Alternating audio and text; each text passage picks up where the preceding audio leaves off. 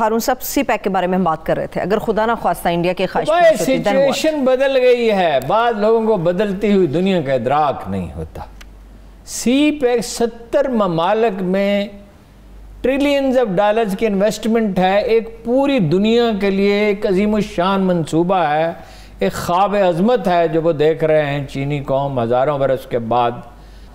کبھی دیکھیں 17ویں صدی میں سب سے بڑی اکانومی تھی، اور وہ اس سے پہلے دنیا میں سب سے زیادہ مہذب ملک جو تھا، جو قدیم تہذیب اگر کسی ملک میں، مصری بھی اس کے دعوے دار ہیں اور بھی بہت سی قومیں دعوے دار ہیں، ایرانی بھی، لیکن چین نے جو ترقی کی تھی، پہلی افسر شاہی انہوں نے بنائی، بارود انہوں نے بنایا، کاغذ انہوں نے بنایا، کتنی ان کی ایجادات ہیں، وہ اس دنیا کا خواب دیکھ رہے ہیں۔ مور اوور وہ بہت پریکٹیکل ہیں۔ دیکھو نا امریکیوں نے بدتمیزی کے پچھلے دنوں کتنے واقعات ہوئے، وہ تحمل سے جواب دیتے ہیں اس کا۔ تو یہ گلگت بلتستان پہ خدا نخواستہ وہ سمجھیے پیش قدمی کر لیتے ہیں، تو سی پیک کہاں گیا؟ اب چین غیر جانبدار نہیں رہ سکتا، اس نے یہ ثابت کیا ہے۔ انہوں نے 5 اگست کا جو واقعہ ہوا 2019 کا، تو اس کے بعد چینیوں نے کیا کیا اور پاکستان نے کیا کیا؟ 6 جگہوں پہ جا کے بمباری کی دن کی روشنی میں۔ اس لیے ایک بچگانہ خواب ہے جو دیکھ رہے ہیں، اندر ان کے تضادات ابھر رہے ہیں، اور یہ نہیں ہو سکتا، سوال ہی نہیں پیدا۔ ایک اور تبدیلی ہارون صاحب، جنگ اگر انہوں نے کی، وہ اس کی اتنی بھاری قیمت چکائیں گے جس کو انہیں اندازہ بھی نہیں، یا ان کے جو چوزے ہیں سارے پھر وہ روئیں گے۔ ٹھیک ہے، چلیے ایک اور تبدیلی ایران کے اندر، ایرانی الیکشن ہارون صاحب، ابراہیم رئیسی جیت گئے۔ کمال ہو گیا، توقع اتنے ووٹ لیے، اندازے یہ تھے کہ بھئی وہاں بڑی اپیلیں ہو رہی ہیں، ووٹ کم ڈالے، ووٹ کم پڑے۔ پچھلی دفعہ 70% تھے، ایرانی ووٹ زیادہ ڈالتے ہیں، اس دفعہ 48%، لیکن 48% بڑی ریزنیبل سائز ہے۔ اس سے 2 باتوں کا بیک وقت پتہ چلتا ہے، ایک تو یہ کہ ایرانی حکومت اب بھی مقبول ہے، کیونکہ اسٹیبلشمنٹ کی حمایت انہیں حاصل تھی، ولایت فقیہ کی اور مطلب شورائے نگہبان کی حمایت حاصل تھی، مگر یہ مطلب 2.25 کروڑ ووٹ، 3 کروڑ میں سے 2.25، اور باقی جو ہے بٹ گئے۔ اس کے قریب ترین جو امیدوار ہے، جو اعتدال پسند جس امیدوار کو کہا جاتا تھا، محنتی کو، وہ تو 3رے نمبر پہ آیا، دوسرے کے 33 لاکھ ووٹ ہیں، 33-34 لاکھ شاید۔ عبد الناصر ہمتی شاید، ہاں، تو وہ دوسرے نمبر پہ نہیں ہے، وہ 3رے نمبر پہ ہے۔ اچھا، یہ جو ہے نا، چونکہ ایرانیوں نے دیکھیں لوگ بہت خلاف ہیں، یعنی مڈل کلاس کے لوگ خلاف ہیں، اپر کلاس کے خلاف ہیں، پڑھے لکھے لوگ خلاف ہیں، آزادی چاہتے ہیں، اخبارات کو آزادی نہیں، اخبارات ایڈیٹروں کا تقرر کون کرتا ہے؟ سپریم لیڈر، ولایت فقیہ۔ کوئی ایڈیٹر، کوئی ذاتی ادارہ نہیں ہے وہاں بنا سکتا، اور پاکستان سے تو خیر کوئی شخص وہاں جانے کا تصور ہی نہیں کر سکتا۔ بہت مس انڈرسٹینڈنگز ہیں پاکستان کے بارے میں، حالانکہ پاکستانی بڑا حسن ظن بعض چیزوں میں رکھتے ہیں، اور بہت بڑی تعداد جو ہے پاکستانی کی وہاں جاتی ہے۔ تو یہ جو ہے اپنا ابراہیم رئیسی، یہ ان میں خاص بات ہے، یہ یتیم بچہ تھا، بہت ینگ ایج میں اس نے انقلاب میں حصہ لیا، جو بڑی ہمت کی بات تھی۔ لوگوں کو اندازہ نہیں ہے کہ اس وقت ایران کے حالات کیا تھے۔ بھائی یا آپ جیل میں ڈالے جائیں گے اور ٹارچر کیے جائیں گے، جیل میں یوں نہیں ڈال دیے جائیں گے کہ آپ کوٹری میں پڑے رہیں۔ اچھا جی، اور وہاں نواز شریف صاحب کی طرح کہیں گے اسی ٹھیک کام نہیں کر رہا اور کھانا اچھا نہیں ہے، ٹھیک ہے، ٹارچر کیے جائیں گے۔ وہ ایرانی شاعر کہتا ہے، جب تم میری ساری ہڈیاں توڑ چکے جو گے، سب میرے ناخن نوچ چکو گے، میرے قاتلوں، پھر اس کے بعد تم کیا کرو گے؟ آخری 3 منٹ ہے میرے پاس۔ اچھا، تو وہ اپنا سخت گیر ہیں، سخت موقف اپنائیں گے، اس کے باوجود اندازہ ہے کہ امریکی پابندیاں ختم ہو سکتی ہیں، اسرائیل اور عرب کوشش کریں گے۔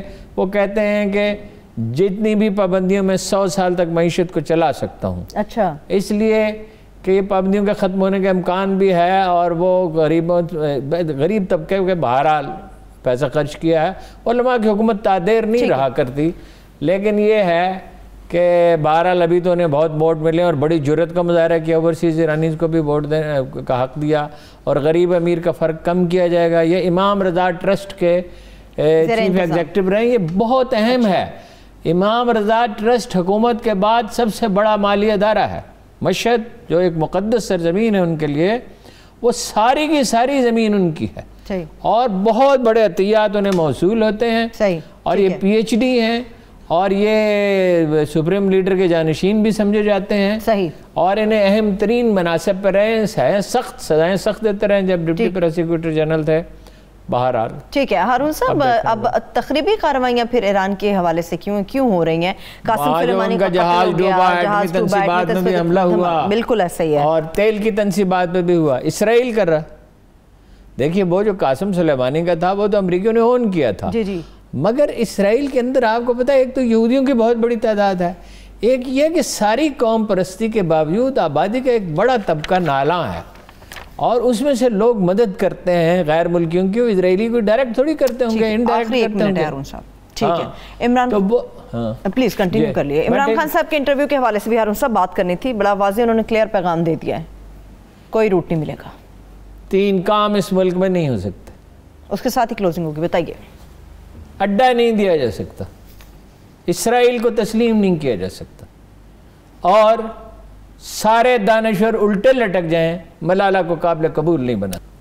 حکومت میں بھی حیرت ہے کہ بھائی لوگوں کو اعتماد میں لیں، بات کریں الیکشن کمیشن میں، لیکن یہ حکومتی حلقوں سے بات کیا تو وہ کہتے ہیں کہ وہاں ایک رکن ہے جس پہ نون لیگ اثر انداز ہوتی ہے، وہ نامزد ان کے سب سے قریبی دوست نے کیا تھا ویسے عمران خان کے. اچھا. عمران خان کا المیہ یہ ہے کہ ارد گرد اللہ کے فضل و کرم سے ایسے آدمی ہیں جو اپنے دھڑے اپنے گروپ بناتے ہیں، تو وہ ایک یعنی ٹکراؤ کسی کیفیت جو ایک آئینی ادارہ ہے حکومت کے ساتھ مل کے اس نے چلا. اب ان کے جو اعتراضات ہیں بعض درست ہو سکتے ہیں. ٹھیک ہے. مثلاً یہ ہے کہ مشین کا استعمال، یہ ووٹر لسٹ جو ہے ناظرہ نہ بنائے. اب میری سمجھ میں ایک بات ویسے آئی ہی نہیں، ویسے ٹھیک ہے الیکشن کمیشن کا اختیار ہے کہ نادرہ کو الگ ووٹنگ کا اپنا ووٹر لسٹ بنائے گی، وہ تو اس کے پاس تو اپ ٹو ڈیٹ ایک لسٹ ہوتی ہے. ایسا ہی ہے. دوسرا یہ ہے کہ آبادی کی بنیاد پہ نہیں، ووٹروں کی بنیاد پہ انہوں نے کہا ہے نا، وہ کہتے نہیں آبادی کی بنیاد پہ آئین میں لکھا ہوا. اس میں مسئلہ کیا ہے؟ فرق کیا ہے؟ آبادی تو ہے نا، مثلا کراچی کے ایک حلقے کی آبادی مختلف جگہوں پہ آبادی کی نوعیت مختلف ہوتی ہے. 5 لاکھ کی آبادی ہے، مطلب اس 5 لاکھ کی آبادی میں ووٹر جو ہیں حیرت انگیز طور پہ 3.5-4 لاکھ ہو سکتے ہیں. مطلب ان کی فیملی جو ہیں پختونخوا میں ہیں، بلوچستان میں ہیں، سرائکی بیلٹ میں ہیں، جابز کے لیے لوگ جاتے ہیں. اسی طرح پشاور میں ہے، لاہور میں ہے کہ دیہات سے لوگ آتے ہیں، تو وہ بعض اوقات شناختی کارڈ وہاں کا بنا لیتے ہیں. ویسے وہاں تو بڑا گھپلہ ہے. کراچی میں ایک دلچسپ بات بیچ میں آپ کو بتا دوں، اس کا موضوع سے تعلق نہیں. اگر کراچی کی دوبارہ مردم شماری ہوئی، سیٹیں پنجاب ان کی سندھ اسمبلی کی 42 سے کوئی 80 ہو جائیں گی، اور مطلب پیپل پارٹی کے لیے بڑی مشکل ہو جائے گی، اور قومی اسمبلی کی بھی ان کی بڑھ جائیں گی، کوئی 42 کے قریب ہو جائیں گی. تو ایک بڑی عجیب یونیک سچویشن پیدا ہے، اس لیے اس کو روکنے کی بڑی کوشش کی جا رہی ہے. اس میں پنجاب کی افسرشاہی کا بھی ایک افسوسناک کردار ہے، کچھ لوگوں کا، لیڈروں کا بھی. لیکن کراچی کی آبادی زیادہ ہے تو اس کو حصہ زیادہ ملنا چاہیے بجٹ میں، بلوچستان کو بھی زیادہ ملنا چاہیے، اس کو پسماندہ ہونے کی وجہ سے ملنا چاہیے. خیر بہرحال ایک اعتراض ان کا، آبادی جو ہے ضروری نہیں ہے کہ ووٹروں کا تناسب ہر جگہ ایک جیسا ہو. انہوں نے کہا ووٹروں پر، تو انہوں نے کہا نہیں آبادی پر. پھر انہیں ووٹنگ مشین پہ اعتراض ہے. بھائی بھارت میں 20 سال سے ہو رہے ہیں، 5-6 الیکشن ہو گئے لوک سبھا کے، اور صوبائی اسمبلیوں کے بے شمار ہو گئے، اور بلدیاتی اداروں کے تو لاتعداد سینکڑوں کی تعداد میں ہو گئے شاید، مختلف جگہوں کا اگر شمار کیا جائے. کوئی پرابلم وہاں نہیں پیدا ہوا. بھائی کیا وہ اقبال کا شعر ہے، آئین 9 سے ڈرنا، طرز کہن پہ اڑنا، مشکل یہی منزل یہی کٹھن ہے قوموں کی. ٹیکنالوجی کو آپ کیسے روک سکتے ہیں؟ البتہ یہ اس میں اہتمام ہونا چاہیے.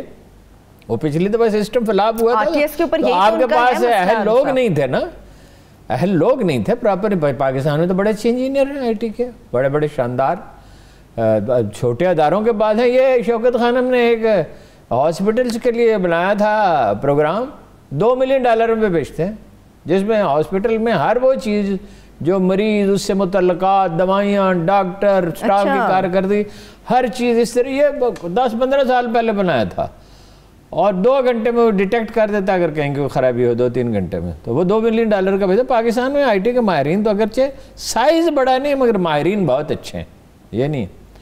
اچھا پھر وہ کہتے ہیں اوورسیز پاکستانیز کو تو ووٹنگ کا رائٹ دیا ہی نہیں جا سکتا. ان سے مسئلہ کیا ہے؟ یہ بڑی حیرت انگیز بات ہے. کل ایران کے الیکشن ہوئے ہیں، 123 ملکوں میں ایرانیوں نے ووٹ دیا، 123 ملکوں میں 230 پولنگ سٹیشن بنائے گئے. تو یہاں پہ پھر مسئلہ کیا ہے؟ اچھا اور جو ووٹ پڑے وہ حکومت کے خلاف پڑے، کیونکہ جو بیرون ملک ایرانی ہیں وہ تو حکومت کے خلاف. یہاں مسئلہ یہ ہے کہ پی ٹی آئی کے ووٹر ہیں، ٹھیک ہے نا. اچھا اس میں ہر کوئی اپنی سہولت دیکھتا ہے. ٹیم تو حکومت کی اچھی ہے, بابر رحمان ہے, اپنا وزیر قانون صاحب ہیں, فروغ نسیم صاحب ہیں, خالد وہ ہیں, خالد جاوید صاحب ہیں. ٹیم اچھی ہے, لیکن بہرحال بڑی جلدی میں پاس کیا. مگر 18ویں ترمیم اس سے زیادہ جلدی میں پاس ہوئی تھی, جو لاتعداد قوانین پر مشتمل تھی, جس کو کسی نے پڑھا ہی نہیں تھا. بیٹھ کے بات ہونی چاہیے. مجھے یہ سمندر پار پاکستانی والا جو معاملہ ہے نا, اس کا بڑا کلک ہوا. بس آپ ان کے 29 بلین ڈالر کھائیں, اس سے اپنی اکانومی چلائیں. آپ کی تو 23-24 بلین ڈالر کی ساری ایکسپورٹ ہے, مگر ان کو ووٹ کا حق نہیں دیں گے. نواز شریف صاحب امریکی دیتے ہیں, ایرانی دیتے ہیں, سب دنیا میں بہت سے ملک دیتے ہیں. آپ کیسے نہیں دیتے ان کو ووٹ؟ ایک اوورسیز بیٹھ کے یہاں پہ نون لیگ کا لیڈر یہاں پہ لیڈ کر رہا ہے ان لوگوں کو, تب اس کا کوئی پرابلم نہیں ہے, مگر اوورسیز پاکستانیوں پہ مسئلہ ہے. اب انہوں نے سوچا نا سر جوڑ کے بیٹھیں گے, اے پی سی بلا لی نا شہباز شریف صاحب. حکومت نے بھی مذاکرات کرنے کا سوچ رہی ہے, تھوڑا میرا خیال ہے جلدی میں کیا ہے. ابھی خیر وہ قانون تو نہیں بنا, ابھی سینٹ میں جائے گا, گیا ہے شاید, بھیج دیا شاید. ہاں جی, وہاں انہیں امید ہے منظور کرا لیں گے. ٹھیک ہے, تو شہباز شریف صاحب کی اے پی سی کا کیا نتیجہ نکلے گا ہارون صاحب؟ انہوں نے بھی تو کہا ہے کہ سب جماعتیں مل کے بیٹھیں گے, ہم فیصلہ کریں گے بل کے اوپر کہ کیا کرنا ہے ہم نے. بہت ظاہر ہے اس کی ڈٹ کے مخالفت کریں گے. جو بھی کام حکومت کرے گی, جو بھی اپوزیشن ہوگی, صرف یہی اپوزیشن نہیں, وہ اس کی مخالفت کرے گی. دیکھیے نا الیکشن میں ویسے کوئی طریقہ ہونا چاہیے کہ فیئر الیکشن ہو سکیں. یہ بہت بڑی رکاوٹ جو ہے وہ دور ہو جائے گی. ایک ایسا الیکشن جس کو سب لوگ قبول کر لیں گے. اب ہوتا یہ ہے, پیپلز پارٹی زیادہ مخالفت کرے گی نون لیگ سے.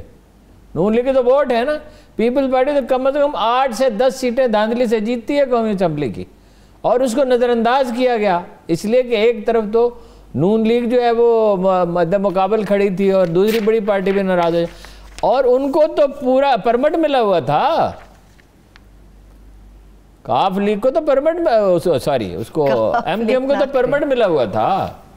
ہیں جی, کاف لیگ تو مشکل سے خیر جیتی سیٹیں, تو پرمٹ ملا ہوا تھا. وہ ایک گیدڑ تھا, اس کے ہاتھ میں ایک پاکستان ٹائمز کا ورق لگ گیا. اس نے کہا گیدڑوں سے کہ مجھے حکومت نے پرمٹ دیا ہے مرغ پکڑنے کا. تو ایک دن انہوں نے کہا ہمیں بھی کھلاؤ مرغ. تو جب وہ اندر گئے مرغی خانے کے داخل ہوئے, تو وہ چوکیدار پل پڑے ان پہ. تو اس نے کہا چاچا لائسنس دکھاؤ ان کو. اس نے کہا ان پڑھ ہے, انگریزی نہیں جانتے یہ. ان کو تو لائسنس ملا ہوا تھا.